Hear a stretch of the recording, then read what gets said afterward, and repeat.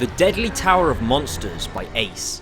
Now how can you go wrong with a title like that? Well, you can't, because not only is this one of the most ridiculous games I've played in a while, it's also one of the most enjoyable. It's a celebration of all things classic sci-fi, from ships flying on strings, to over-the-top acting. The ship's velocity reactor is damaged. I believe that I am stranded on an alien planet. To giant nuclear radiated monsters. I am trapped!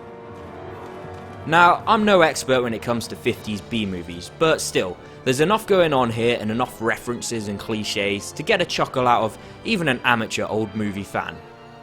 It's the kind of game where if I was to just show you a bunch of screenshots, you'd be like, whoa, what the hell is this? Aliens? Dinosaurs? Giant crabs? What kind of game is this? There are 3 characters that you get to play as, but in reality, the true star of the show is the director.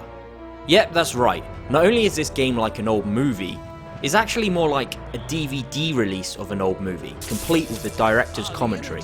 And at times this guy can be hilarious. We had to paint each movement frame by frame and superimpose it into live footage. We were pulling all-nighters for weeks. Well, when I said we, I meant the artist.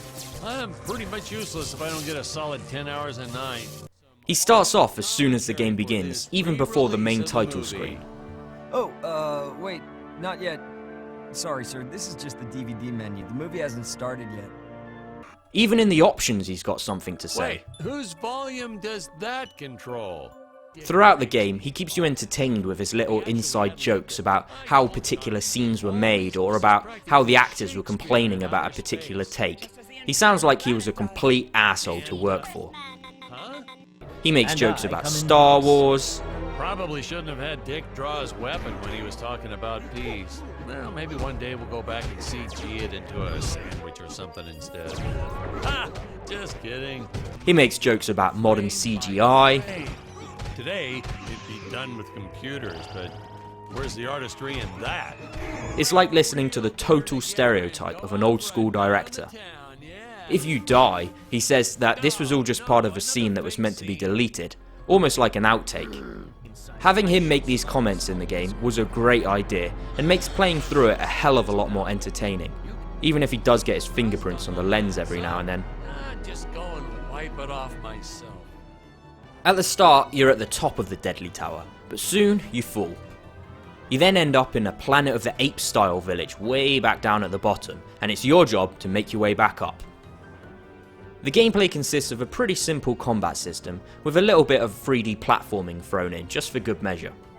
If it looks like it's maybe a little too simple, well then that's because of course, these actors weren't stunt guys, they had to do all this fighting themselves in order to save on the budget. So think of it like an old style Star Trek fight. If some of the dinosaur animations look a bit stiff, well that's because they were made by stop motion, Harryhausen style. And if the trees look like they're made of plastic, well that's because they are. The game remains faithful when trying to recreate techniques that were used by old movie makers. There are some innovations though. It's got this cool vertical shooting mechanic where you have to shoot at things by leaning over the edge. This does a great job of making use of the height of the tower and forces you to worry about not what's only to the sides of you, but also what's below. It's cool the way that you can see way down to the bottom and to all the areas that you've previously passed. Look, you can even see King Kong's body after you kill him in a boss fight earlier in the game. Occasionally there is a bit of backtracking, Metroidvania style, when you unlock new abilities. Like when you have to travel back down in order to get to a nest of nuclear ants so that you can save Robot. Dick. Malfunction. Dick. Malfunction. These Gravorians will pay dearly for this, my friend. Other than that though, it's up, up, up. Just keep moving up. There's a variety of weapons to play around with, each coming with its own series of upgrades, and there's upgrades for your character too. However, the game does get quite repetitive. The weapons are all very similar, and upgrading them doesn't make that much of a difference.